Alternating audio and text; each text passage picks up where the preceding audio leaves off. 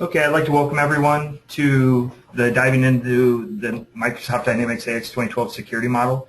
As Trish mentioned, my name is Mike Cassidy. I'm the Vice President of Development here at Fastpath. I work directly with our development team building features around the AX 2012 security model and older versions as well.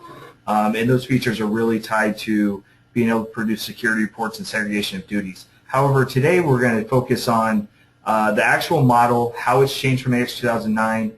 We will do some demos.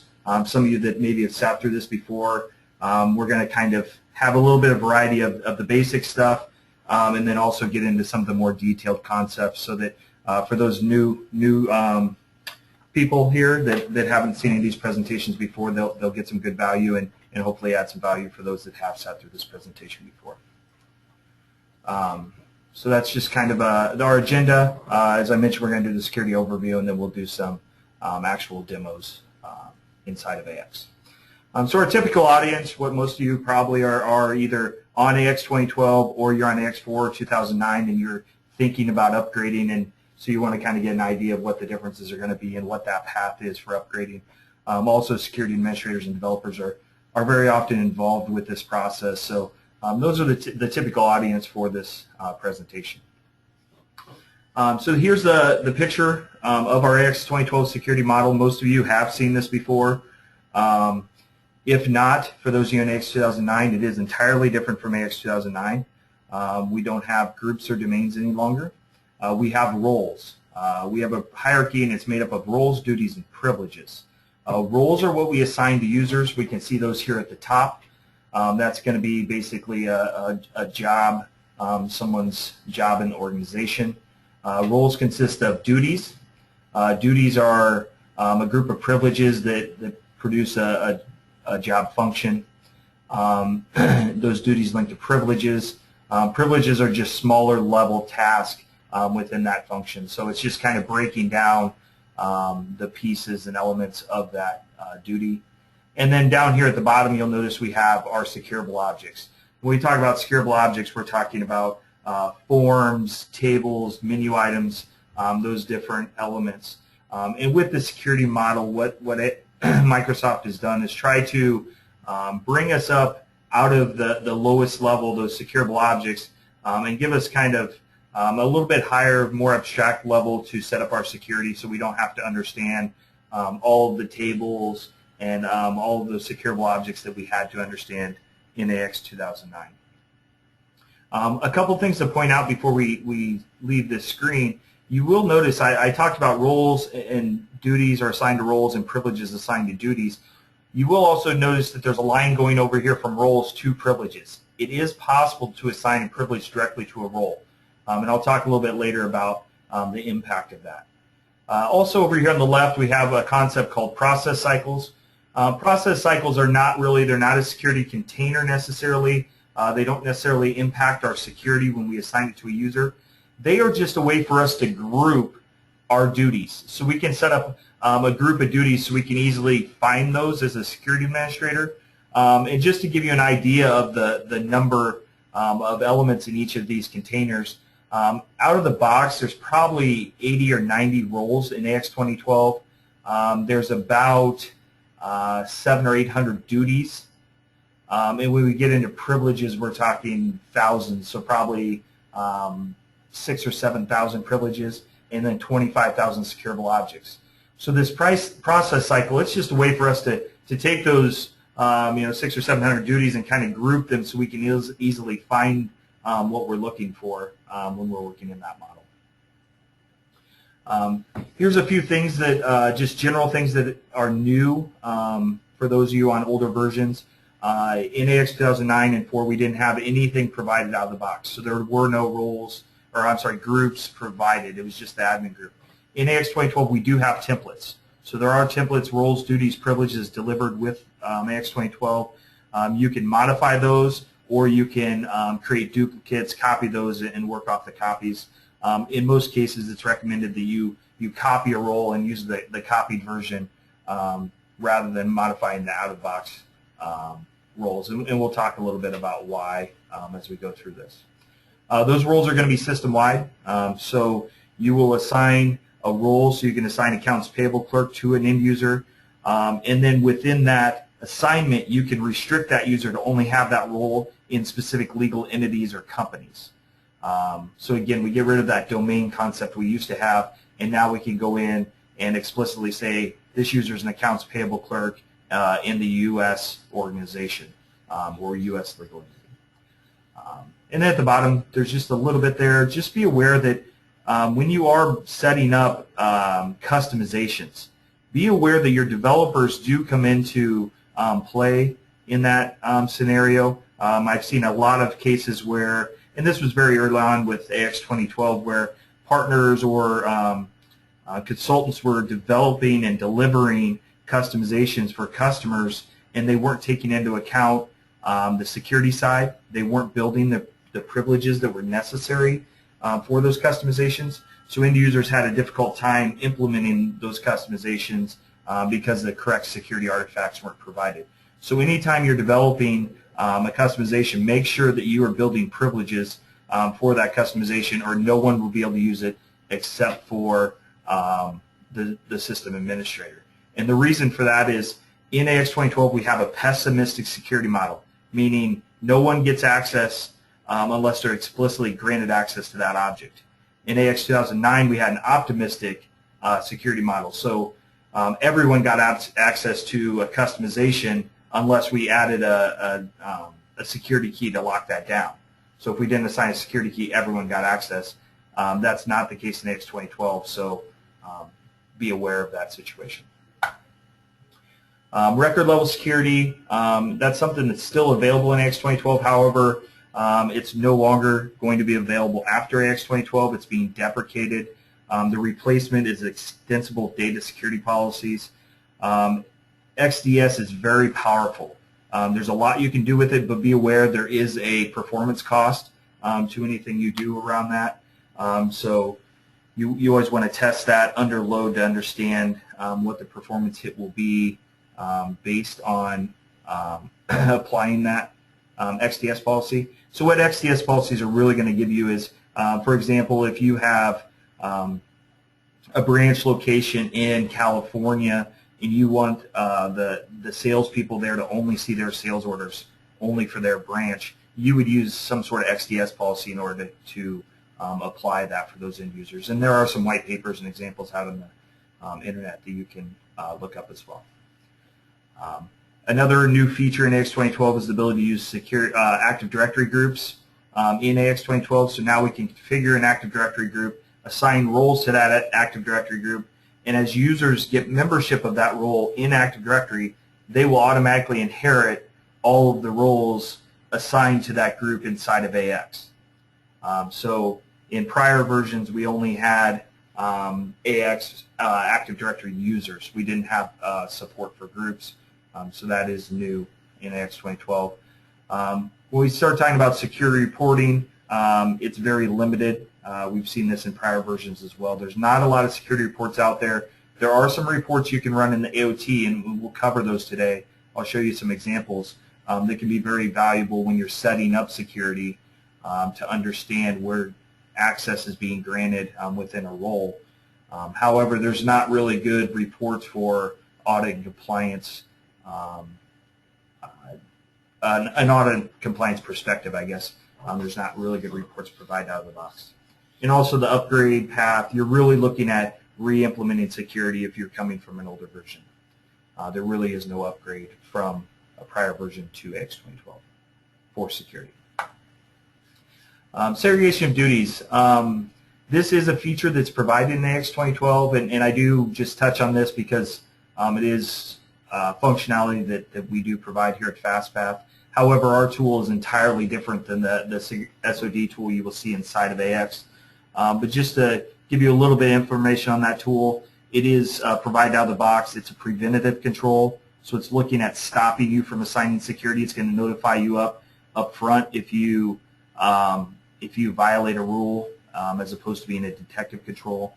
There are no standard rules with that tool, and that's one thing that a lot of customers struggle with, is where to begin. And then the analysis is performed at the duty level. And the real issue there is that when we talked earlier about how you can assign a privilege directly to a role on our diagram, we're circumventing that duty level. So there's a case where we've assigned access to a user and we've gone outside of the duty level, so we've circumvented our SOD control. There's also the ability to do security overrides. Overrides can be done at the role and at the privilege level. And so if I go in and set up an override at the role level, I can say regardless of all the duties and privileges assigned to this role, I want to give full control to vendors, to the VIN table at the role level. Again, that's a case where we've circumvented the SOD tool. So if you are using that tool, be aware of the limitations that are there. Also, it doesn't take into account Active Directory group access. So if you have users, if you set up Active Directory groups and users are inheriting access based on that AD group, that will not be evaluated with the out-of-box SOD tool. As I mentioned, that's different than the tool provided by Fastpath. With the overrides, be aware, and I'll show you where to do those inside the tool, but you know, there may be cases where you decide, hey, I need to go in and do an override. But if you are doing that, make sure you document what you're doing and document the reason why you're doing it and where you did it, so that if someone else comes along and has to take over security someday, they have an understanding of what is there. I wouldn't make overrides the rule. I wouldn't use those all the time. I would try to stick within the role, duty, privilege hierarchy as much as possible. But you may find cases where it is applicable. But just be aware, anytime you're doing those overrides, it becomes very hard, you know, a year or 2 years from now to go back and understand that. It really makes your security more complicated when you go outside the standard model. Partitions. This is something I just bring up. It really won't apply for most of you, but partitions are logical separation of data inside of AX. So if you have two legal entities where you don't want any data shared across those legal entities, you can set up a partition. And the reason I mention it, it does impact security slightly. Our roles will still be system-wide. So whether you're in partition 1 or partition 2, you would still have the accounts payable clerk role would be the same for both. However, your users and your user role assignment will be partition specific. And partitions were new in AX 2012. R2, they apply to R3 as well. But if I had, let's say, Trish, and I wanted to assign her access to both partition 1 and 2, I would have to create her as a user in both partitions individually and then assign the appropriate roles per partition. And that's because all of your application data is specific to a partition. I don't want to get into a big explanation of what partitions are, but just want to be aware that it does impact security in that fashion. So when we start talking about the basics of what we want to do in the security model, and in the past, those of you who've seen this, I've done demos of these steps here, and we're going to skip over that today. I do have some screenshots we can look at. But when we set up users, as I mentioned, in older versions, we only had Active Directory users. Now we have the ability to set up Active Directory users, Active Directory groups, or claims-based users. Claims-based users are users that do not exist internally to our organization, so maybe a vendor or a customer that we want to expose data to, but they don't live on our Active Directory. You can configure those in the system as well. And then when we set up and assign users to roles, you can set up automatic business rules, which is called automatic role assignment. So you can go out and set up a business rule to say anytime a user gets a specific title, they should automatically be assigned a specific role. So this might be useful if you have a lot of consultants, for example. If I'm going to go out and I have consultants that are coming in every month and they leave after 30 or 60 days, I can set up a rule so when they get the title of you know, whatever consultant, it automatically assigns them to the role, and then when that title is taken away, it will automatically remove them from the role. So you can reduce the amount of work that the security administrator has to do to maintain those consultants. And it doesn't have to be a consultant. That's just an example. It could be other users in your organization as well. So with that, you'll be able to see when you're looking at user role assignments, whether that assignment has been made automatically or manually. So automatic means that our automatic role assignment has automatically applied that, and manual means that we've manually gone in and assigned that role. And so there are exclusions you can use. The reason you have exclusions is because of the automatic role assignment, you may want to exclude some users from ever getting or ever having that auto role assignment apply to that user.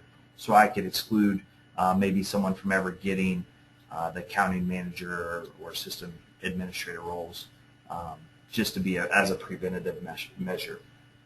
And we can also assign organizations. So as I talked about earlier, in AX 2012, we can now assign a role specifically to a user for a specific legal entity. That was much more complicated in the older versions, and it is a lot simpler today. So let's take a look at some of the screenshots around this. This is just the basic user form, and hopefully we have some time at the end if people do have questions. I can show this inside of AX as well. But we have a user here, Carrie Wood. You'll notice most of this is standard information from Active Directory. We do have the account type dropdown. This is where we could specify if this was an Active Directory user, a group, or a claims-based user, and their default company. Down here in the bottom, we have the roles that are assigned to this user. So to assign a role, I simply click Assign Roles, select the roles to assign. Once I've assigned those roles, by default, when you assign a role, that role will be granted to that user for all organizations. So they'll have that role. For example, this user would be granted accounts payable clerk for the entire, every organization, every company in your environment. If I want to restrict that, I would select the role and then select Assign Organizations, and then I will show you the window for that on the next screen. Before I do that, I do want to point out over here on the right-hand side, you'll see these throughout the system, but these are fact boxes that give you a little bit more information about an object that's selected. So in this case, we've selected Accounts Payable Clerk. When we click on that, it will show us all the privileges in that selected role. So you can understand. It also shows other users that have that role. So we can see Nate and Carrie both have been assigned that role. So just be aware that that is over here on the right. So now let's go look at the Assign Organizations window.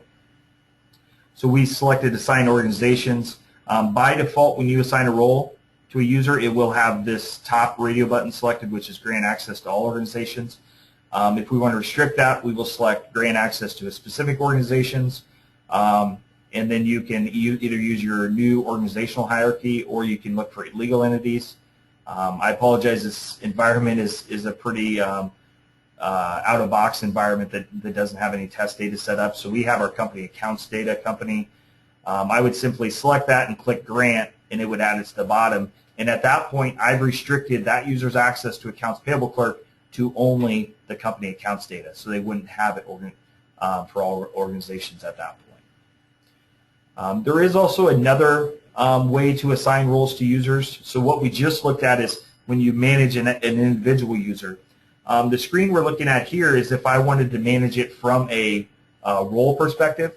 So on the left, I have all of the roles that are in my environment. I can select accounting manager, and then down here in the bottom, you can see where I can assign users. So I would select manually assign or exclude users.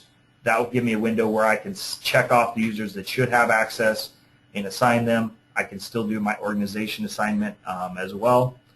And at the top, the real key for this window is this is where we set up our automatic role assignments.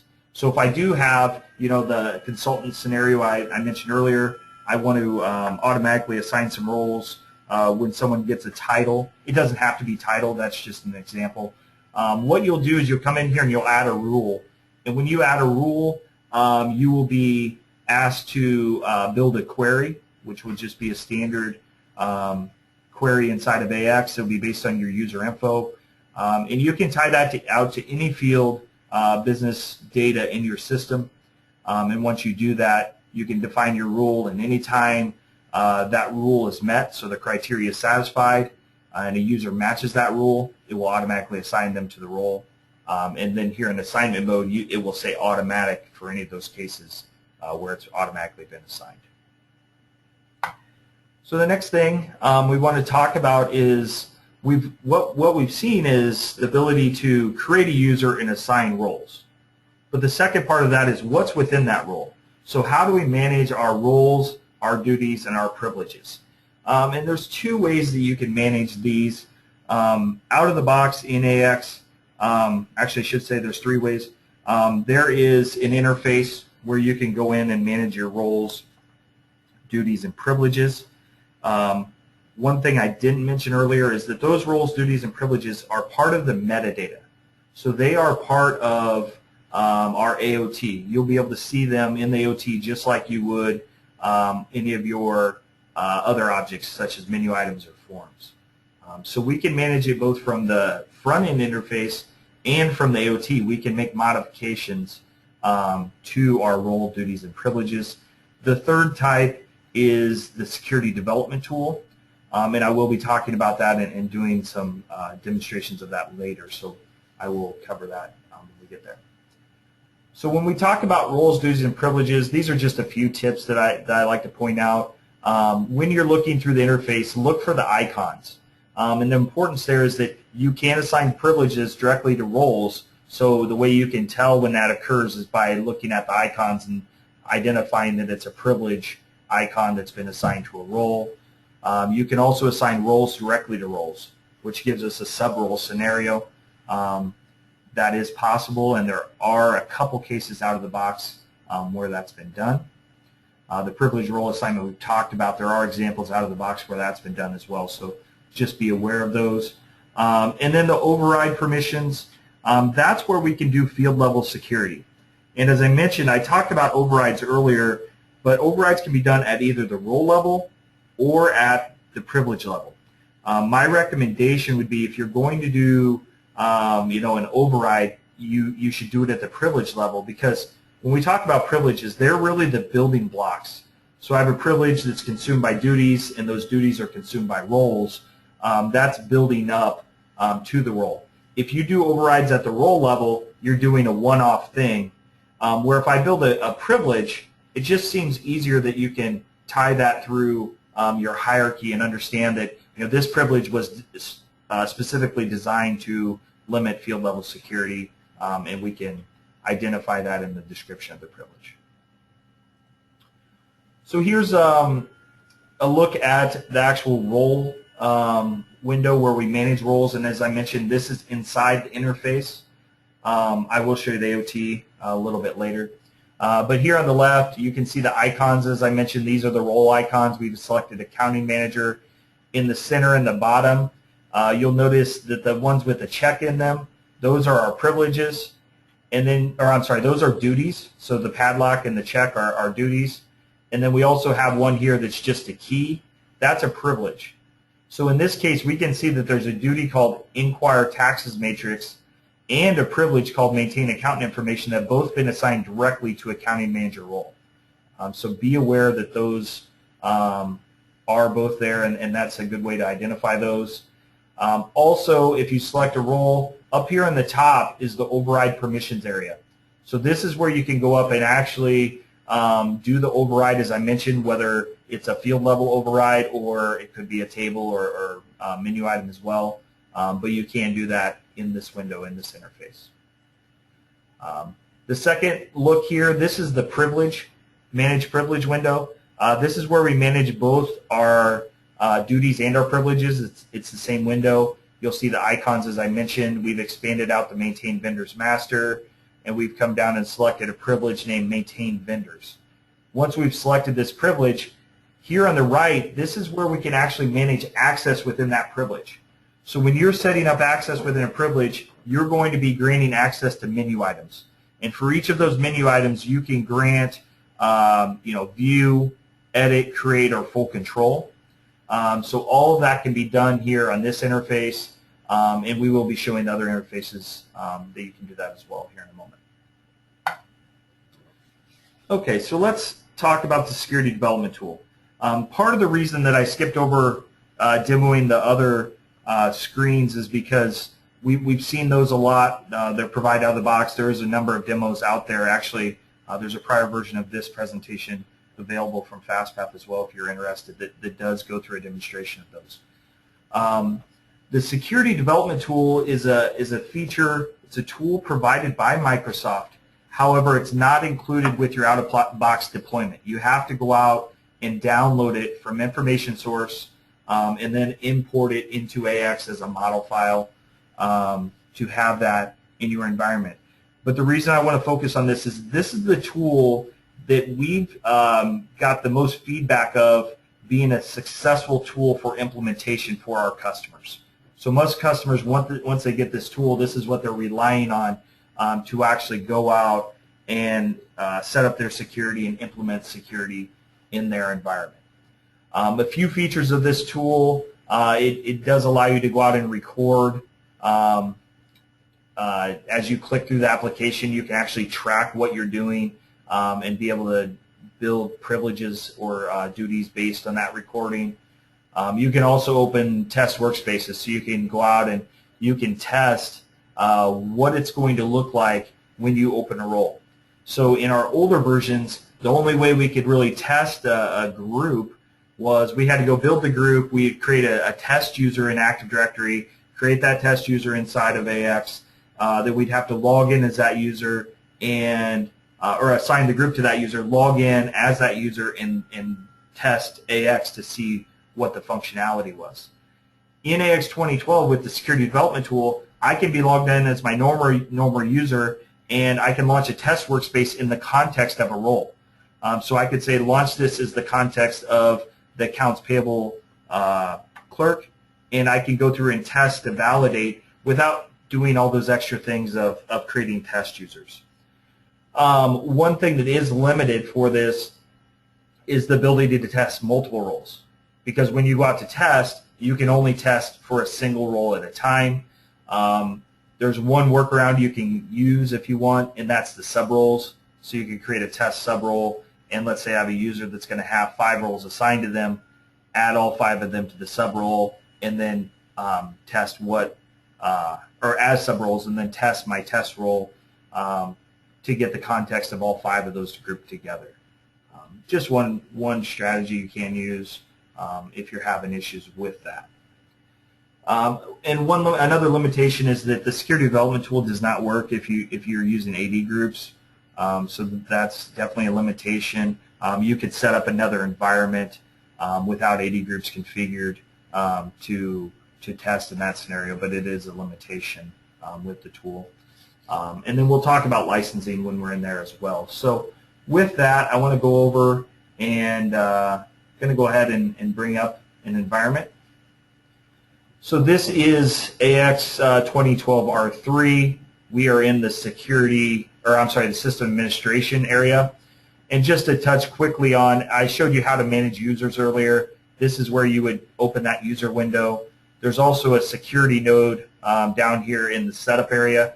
This is where you access those windows that I showed screenshots of. So under users, we can create the user and assign roles. We can also assign roles directly, or I'm sorry, users directly to roles and set up the automatic business rules. That would be this first one. The security roles window we looked at, and security privileges where we manage our privileges and duties is there as well.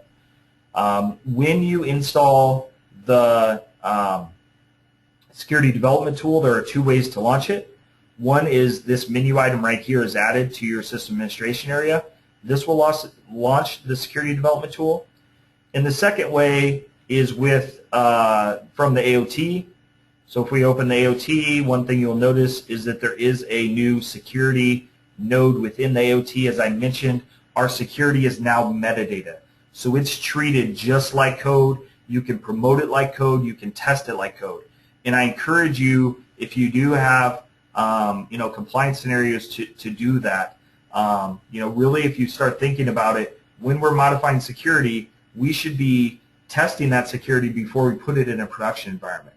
So rather than making all of our changes directly in production, let's test that out. Let's develop it in a test or dev environment, and then promote that through our normal QA process before it goes into production, and start treating security just like code. And I know that's a change for a lot of people, and it's a difficult concept to grasp at times to to fit in your organization. But if you really make an effort, it can help you with your documentation in a number of different areas. So as I expand out security, you'll notice that we do have the privileges, duties, and roles. If I go to a role, I can then right-click. I go to add-ins, security tools, and here's my security development tool. So now I can launch it from here, as well as the other interface that I just showed. I've already opened the tool because it does take a couple minutes to open up sometimes. So I have opened it here already. Up here at the top, you'll notice, let me minimize this. Up here at the top, you'll notice you can look at either a role, duty, or a privilege. So as I change my selection here, it will change the drop down here on the right. As I bring this down, I could go out and you'll see this loading permissions a lot.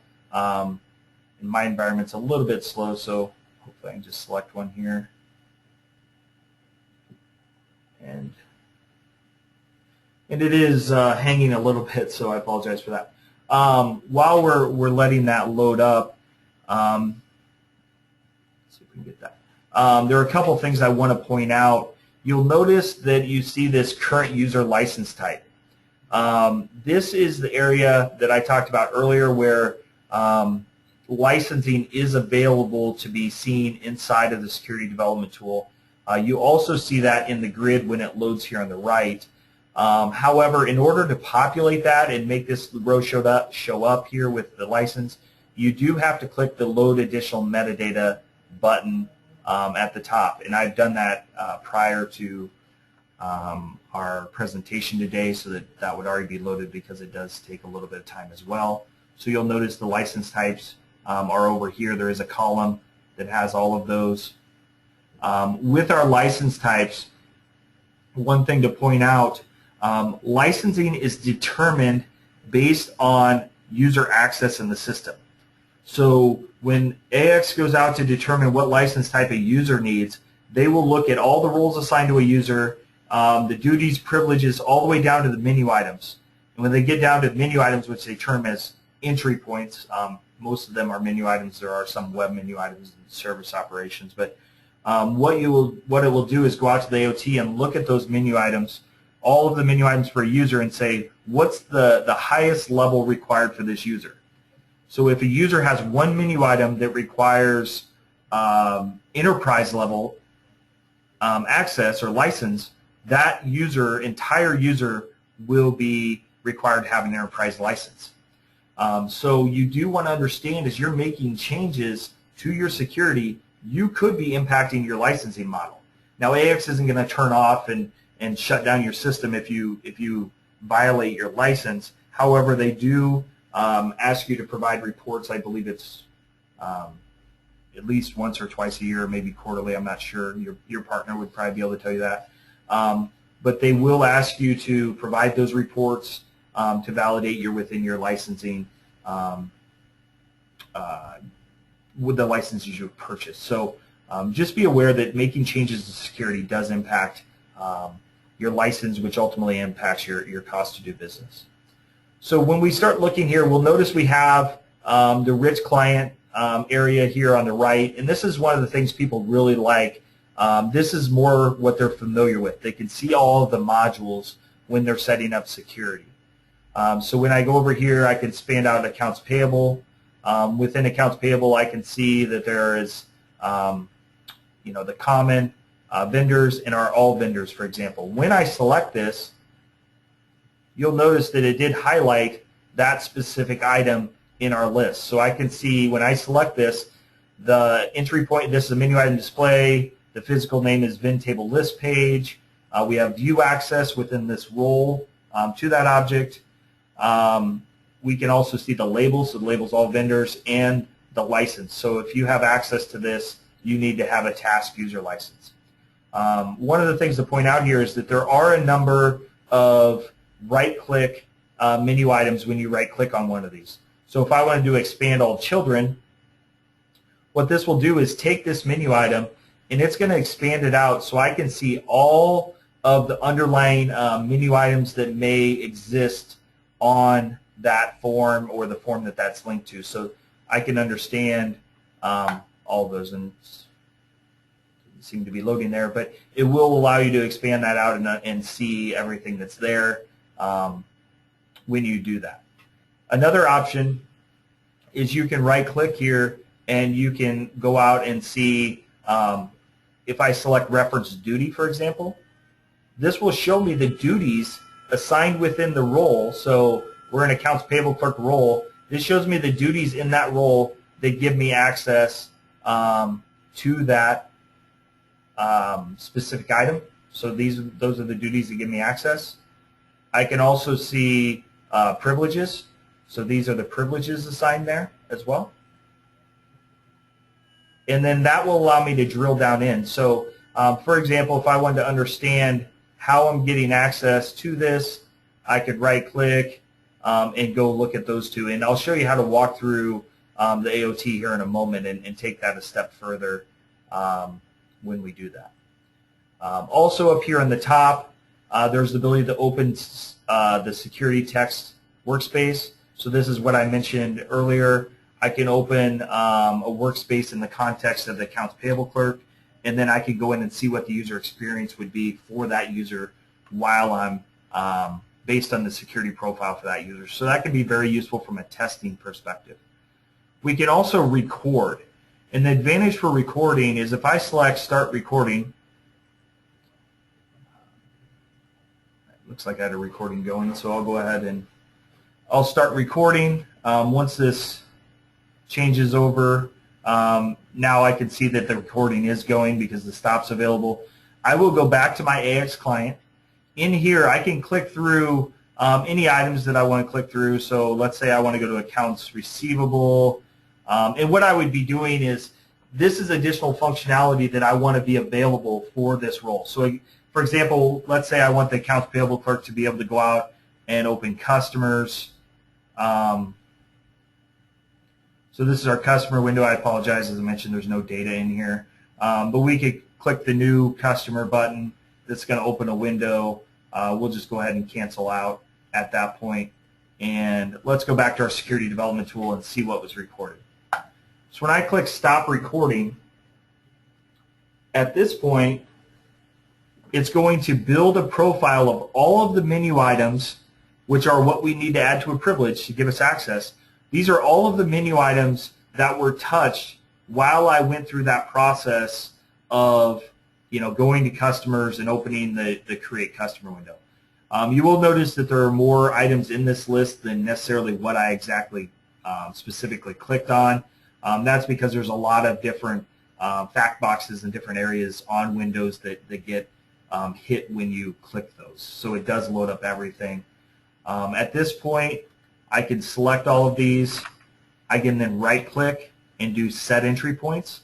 So from this utility, what we've looked at so far is just kind of navigating around. I can actually start modifying my roles, my duties, and my privileges all from within this utility.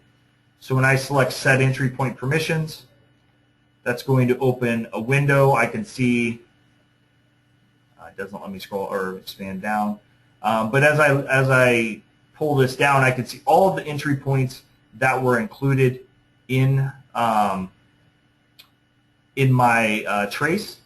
I can then come up here and I can either select per line. So if I want each of these to be different, what it's showing me is the current access. So based on my role, this role has full control to looks like the contacts info part, but it has no access to the other items.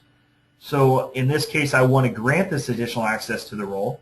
So I can either do a bulk update where I assign a specific level to all of these, so all of the objects that have been tracked, or I can do it on a more granular basis. So maybe I want view access for this one and edit for the next one. I can go through and set it up specifically on all of these as I go through the process. Once I've set my access level, I can click Next. What this will do is it's going to load a grid for all of the duties and also within those duties the privileges that are assigned to a specific to this role. And if I select one, they did have access to this contact info part, so I'll go ahead and select that one. You'll notice that if I select one that already had access, it will bold the area where they're getting access. So I can see that they have access under the vendor contact maintain. Within that, there's a privilege called contact maintain person, and probably down here I can see the contact info part. So once I'm in here, there's a couple decisions I have to make.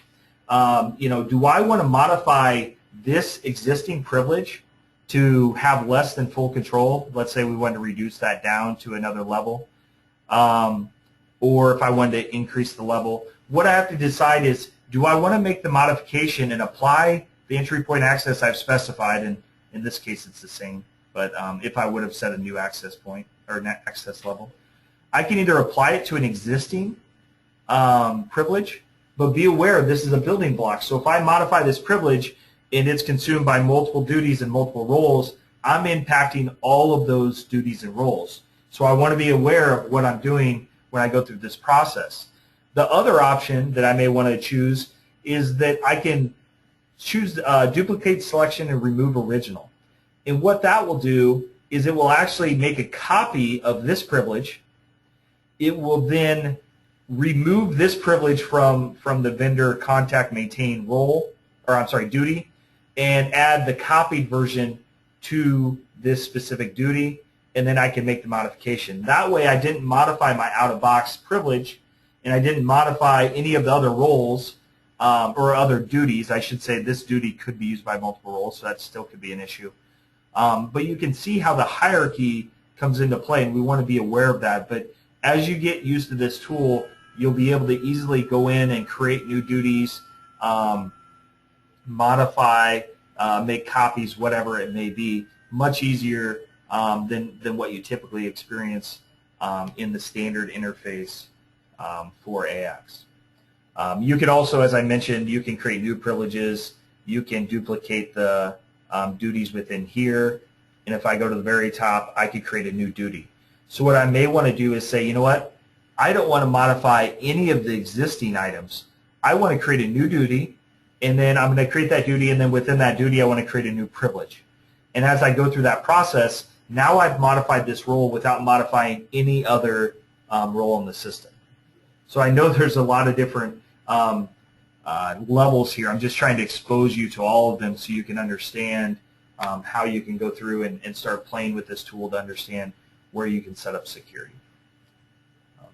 So we'll go ahead and we're going to go ahead and close that out. Those recordings can be saved. So if you want to save that, if you're going to come back to it, you can come back and load it later so that you can continue working from that. But these recordings can be used at a later time as well. Okay, so let's go ahead and clear our filter, and then let's go back to our all vendors menu item. So now what I want to do is take you to the next level and show you how this ultimately all ties down to the actual objects inside of AX.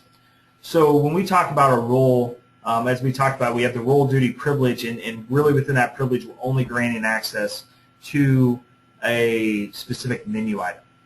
However, ultimately that menu item is going to give us access to a number of those 25,000 securable objects that were at the bottom of our illustration earlier.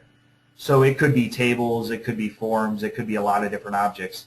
And it's important, I think it's valuable for anyone with modifying security to understand the impact of their changes at the securable object level. So as I mentioned earlier, Microsoft's kind of brought us up a little bit out of this level so we don't have to explicitly assign access to tables like we did in AX 2009, but it is still valuable knowledge to understand how it applies. So if I come back to my bin table list page, I can right click, and again we see our reference duties and privileges. There's also the option to open a new AOT window for this object. So if I open this object, we'll come back here, and so this is just our menu item in the AOT. I can right click and go to add-ins, security tools. Now I showed this earlier on a role where you could show add in security tools, and we went to the security development tool. Well, there also are some other options, and these are the reports I talked about earlier during the presentation. There are some reports you can get out of the AOT, and these can be helpful when you're setting up security. And depending on the object that you right-click on, you're going to get different options in this menu. So if you right-click on a role, you're going to get different options than if you right-click on a specific object, for example. So in this case, what I'm trying to do is I have this menu item, and I want to understand how access is being granted to the accounts payable clerk. Okay, so we can right-click and we can see there are duties. It looks like there's 3 duties, 2 are giving view and 1's giving full control. Now we'll notice we only have view access. And one of those duties is giving full control, which is my first indicator that there's probably an override done that's limiting at the role level. Otherwise, they would have this full control. And I'm going to go look at that here in a minute. I actually am not positive, but it's a pretty good indicator for me. I can also see the privileges. So these are the privileges, maintain vendors and view vendor. Again, I see that full control, which is probably leading to an override. So once I right-click and I go back to my AOT, I'm going to go to that report. And what I want to do is see all the roles assigned to this specific object. So when I select this, and some of these reports I will say take longer. This one is pretty fast. But I can go over here and I can filter this. Now I can see all of the roles. So we were looking at accounts payable clerk. We can see that there is a role called accounts payable clerk, which we're looking at. There's an inquire into vendor master. And that inquire into vendor master has a view vendors privilege, and that privilege is giving us view access. So as I walk through this, I want to understand how it gets down to our objects. So when I look at view vendors, let's go look at that menu or that privilege.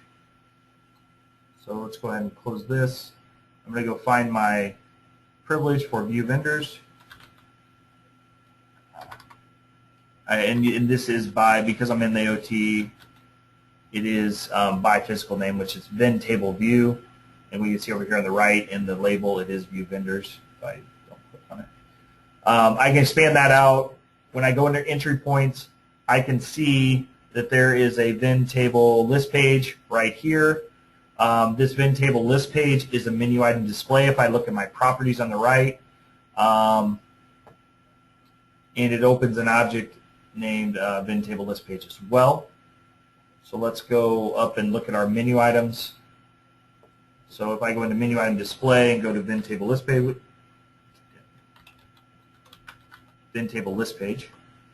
we'll find it here. And there's a few things you want to be aware of on the properties here. Number one, this tells me the object that it's going to open. So this menu item links to a form object named Vend Table List page. It's very common in AX that they're all named the same. But then also, I can look over here and I can see this view and maintain user license.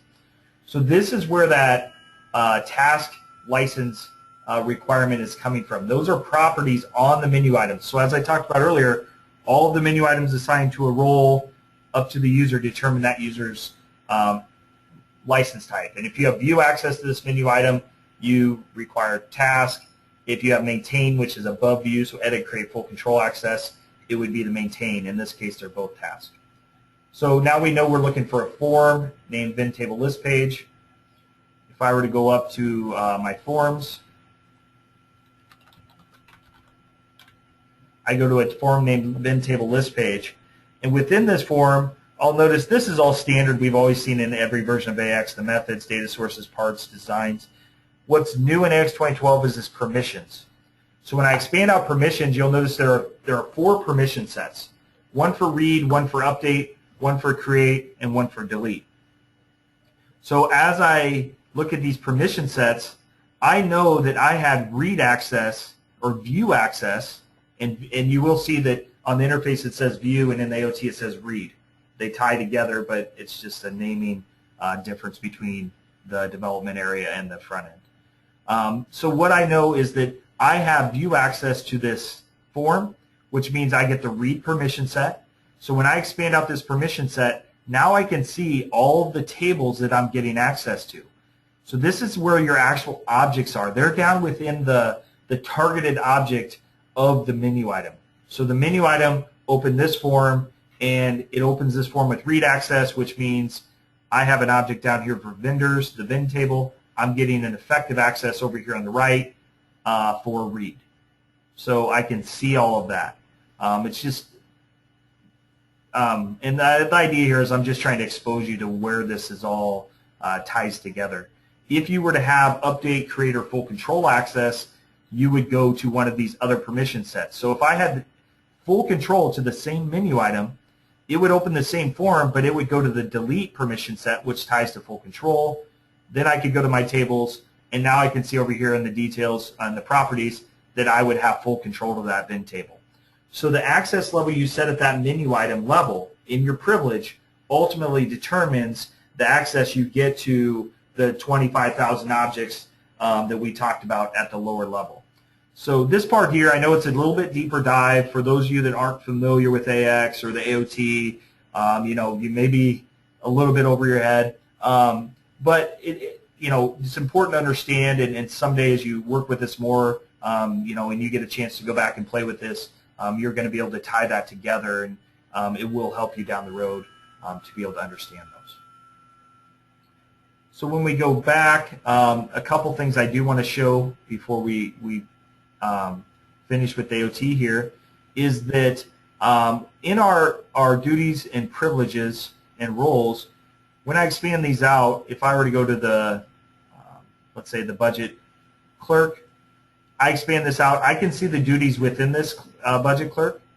I can see any privileges directly assigned to the budget clerk, and when there's none, I can see that there's no direct privilege assignments. Then there's this permissions, and there's also sub-roles. But this permissions area, this tells me any overrides. And so the window, I showed you the button on the interface where you can open the permission overrides. You can also set up permission overrides and view permission overrides within the AOT. Now, when you're overriding access at a role level, typically you want to be restricting access, right? So I want to say, you know, based on the duties and privileges assigned to role 1, they get full control of the VIN table, but you know, I want to go in and restrict that. I'm going to do a permission or a privilege or a role override and restrict role access to only view, and I'm going to take that down. However, it can go the other way. So I could say, you know, based on all the roles and or all the duties and privileges within role 1, they only have view access to vendors, and I'm going to go ahead and give them full control. Now, when you expose access at that table level, you know, you could be turning on buttons and allowing users to manipulate data in your system that could be critical data. So we want to be aware of those overrides and how they impact our environment. So if I click on the VIN table, you can click the plus. If there was a field level, you would see the field underneath there. So if I wanted to restrict field level access, I would right click and do new field, and then I could restrict access to the field at that point. So this is one of the areas where you can do field level access either from the interface or from here. In this case, you can see the VIN table, it's restricting the effective access to read. So we've restricted that down. When we look at our duties, you'll notice that the only thing within duties are privileges. There's no overrides. There's no permissions here. When we go to the privileges, you'll be able to see we do have entry points. So these are the menu items that are assigned. And when I select these, I can see the access level over here on the right. So that's showing us the access level for that entry point. And then I can also see any tables under the permissions. Now permissions, again, these are overrides. So if I go in here, I can see I set up a permission. It has access to the bank group. It has an effective access of delete, which is full control to bank group. However, for the registration number, I've set it to read. So that means that a user can go in and edit any information in bank group except for registration number, which they will only be able to view. They won't be able to edit that. So that's a case of field level access, and where you can see it here, this has been done at the privilege level which, as I mentioned, gives you the building blocks to build up to your roles. So I'm going to jump back over to our slide deck here. We talked about the security development tool. We did go through the AOT as well. I showed you the security node and talked about the field level access, and also the ability to right click and go to add in security tools. And I will make this deck available to anyone who wants it, so you can follow these paths as well. And then the permissions, that was where I walked you through the privilege to the entry point, to the form, the permission sets, and then down to the actual securable objects for tables, for example. So all of that, when you have a chance to go into your own AOT, you'll be able to go back and play with a little bit and see how it works. As far as the tools, the security development tool, as I mentioned, it is a download for an information source. It's a little bit hard to find on there, so I put the path inside information source. You go to services and design. There is a security upgrade advisor tool. As I mentioned earlier, there's no upgrade path necessarily. There is an upgrade advisor tool that you can use. I've heard of a few customers that got some good value out of it. I think most customers are just starting with a security implementation, and they're just doing a fresh implementation. But what the upgrade advisor does is it allows you to kind of compare some of the roles against your old, or the duties and privileges against your old groups. So you can kind of do some mapping. Just be aware the tool's available if you want to try it out. And then some documentation, just a couple links here. And again, as I mentioned, I will provide this deck if you'd like it. But the security development tool user guide. Also, there's an AX Team server blog where they often post bug fixes and different things regarding security. And then some of the other white papers that exist, so role-based security, XDS policies. There's a couple security roles and licensing white papers as well that you can go out and view. Those are available. And then at this point, we can open it for questions. I know we're getting towards the top of the hour, but if anyone has any questions, comments, I'll look here and see. It looks like we have a couple coming in, so let me grab those. And also check the chat if anyone has. Okay, so Jeff asked, we are often asked to set up security the same as another user. What would be best practice for accomplishing this task with AX 2012 security? So in this scenario, you're going to be basically you're using the same roles that are provided.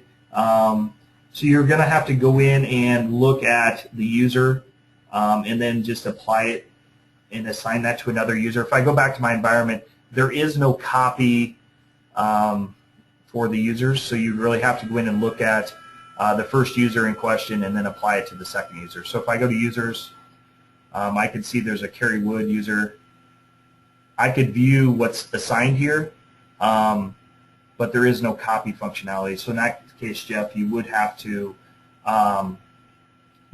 manually apply that to the second user, or use the Active Directory groups. If you were to use the Active Directory groups at that point, if you've defined your group, you simply add the second user to the first user's AD group, and then they get the access. So if you have that a lot for specific areas, the Active Directory group may be a good option for you. And Stephen asked, are there any tools to see effective security directly in the AX UI? Okay, so any tools to see effective security directly in the AX UI? The only option, let's see, and I guess I can unmute your line here, I think, Stephen, so you can ask specifically. I'm going to go ahead and unmute you, Stephen. You can go ahead and ask. When it comes... Oh, hi there. I can hear you. Yeah, hey, just to clarify the question, I mean, a very good presentation on the security tool itself, but sometimes we get the question, hey, can we actually see effective security? So we've modeled security the way we want it in roles, permissions, duties, all that kind of stuff, but what is this particular user set actually going to see looking at a real menu in Yeah. in the UI or some, facsimile thereof? Because this basically, as you see, I mean, it actually points to all of the sections, etc., but you don't actually see it in a menu structure kind of environment. So anything that can translate that into, hey, here's what the menu is going to effectively look like, or do you just work with the tool itself? So are you referring to actually logging in, or I guess seeing what the menu structure on the left-hand side looks for that user? Is that what you're asking? Pretty much, yeah. Yeah. And something interactive where if you change a particular security aspect, maybe you can actually see it come to life within the menu. Nothing I know of that's out there, but just questioning. Yeah, and there is this mark form controls. I haven't used it to great success yet, but it's a little bit interesting where when you go into the tool, it will show you it will show you all the menu items and which ones are active and which ones aren't active. That might be what I'm looking for, yeah. That would help a little bit, but there's not really a tool for what you're looking for specifically. In regards to the Fastpath tools, we give you more of a report view to say this is ultimately what this user gets access. They have view access to the menu item, but it's not a display view of here on the left-hand side of what you're seeing. I have heard of users, there's no export, and this is something I was going to mention earlier. There is no export in this grid on the right, but I do know a number of users will copy the entire grid and then paste it into Excel and do it in that fashion. However, obviously that's not the most user-friendly. So in your case, I'm not aware of any tool that would do specifically what you're looking for. And also, Jeff, you're still on. I'll unmute you. If you have any additional questions, feel free to ask in regards to your question on copying security. And we may have already addressed it sufficiently, but so let's see here. Let me grab the questions and see, are there any other questions in regards to security? It doesn't look like we have any other questions in our queue, so I want to thank everyone for joining the presentation today. If you'd like a copy of the slide deck, please email me at Cassidy@gofastpath.com, and then from there, actually I believe we will send it out with the recording as well, so we will be able to provide that slide deck. So with that, and if you have any questions, feel free to go ahead and send those over to me, and I'd be glad to answer and clarify anything. But I appreciate everyone's time today, and thanks for joining the security presentation, and have a good afternoon.